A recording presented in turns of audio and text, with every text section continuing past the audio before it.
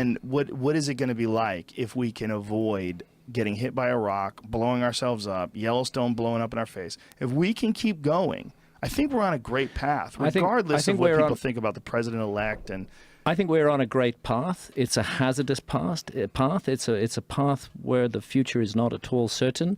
But humanity is at one of those moments, one of those crossroads where you kind of stand on the edge of an abyss and you don't quite know what lies ahead. And we can take a really great path out of this, or we can take a really horrible path out of this.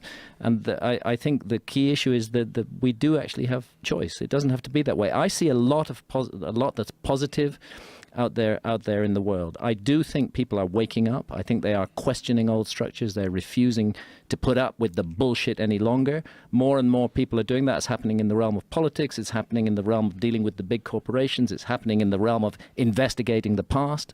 We're just not going to be told what to think anymore.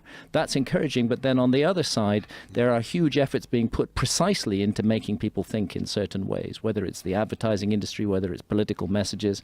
And so we have to be aware of that. And it could go down the drone path. I mean, like the beehive path, which would be, why even bother to be human if your society is turning you into a worker drone and a beehive life existence? Or it could go down an expansion of consciousness and a realization of the incredible, beautiful potential of the human race. I honestly feel like that's where it's going. I do too. Honestly do. I'm optimistic. I'm very optimistic. Well, that's beautiful to hear, because this is a time. Like, I was watching the John Oliver show.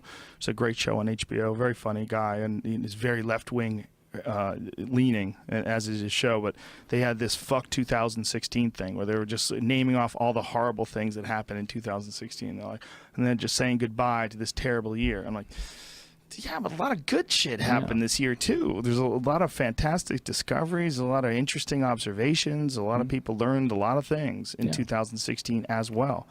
And I think that, and quite a number of American states have made cannabis legal. Yes, that's. I think that's a huge development. It's also a big. It's going to be a big factor in our cultural evolution. It really will. Well, it was a big factor in the '60s. It was a huge factor. In effect, what happened? You had a very closed conservative society, and then you had an outside shock in the form of the psychedelic drugs that came in and completely stirred up everything in art and music and fashion, and even into scientific concepts of our place in the universe and time and space, and in so many ways that had just a major impact on the direction that our society went.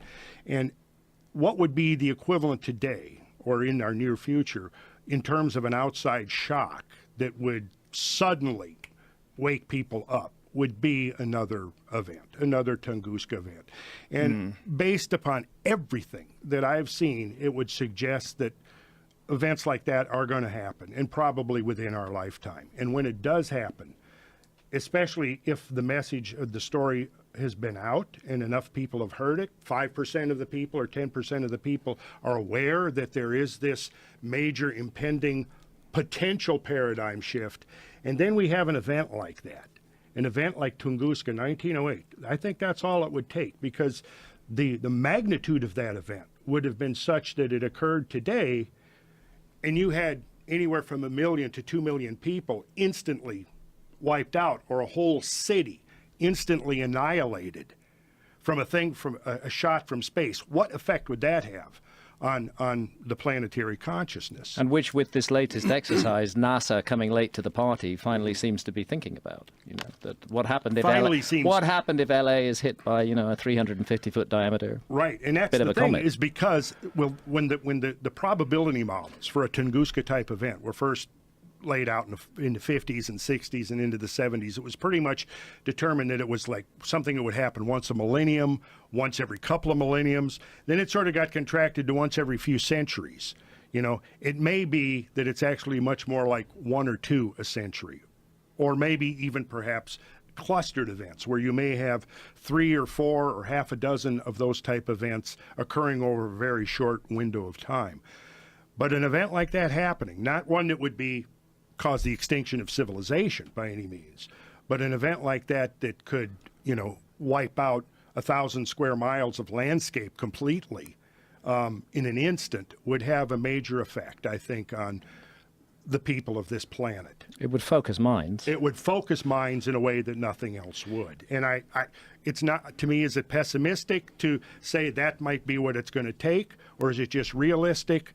I don't know.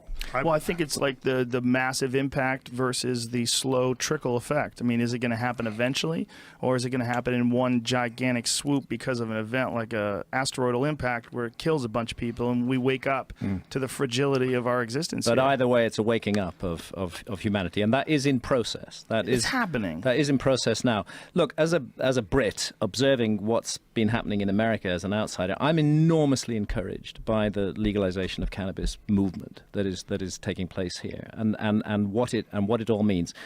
Sure, I like to smoke a joint, but this is not about getting high. It's not about recreation. What this is about is recognizing the sovereignty of adults to make decisions over their own bodies, their own health, and their own consciousness while doing no harm to others. That's what it's about, and that's a really fucking important issue. That is, for me, that is the most important issue, because if we live in a society that is not prepared to recognize adult sovereignty over one's own body and one's own consciousness, then that cannot be a free society in any meaningful way. And so I applaud the people of America in those states who have voted for full legalization.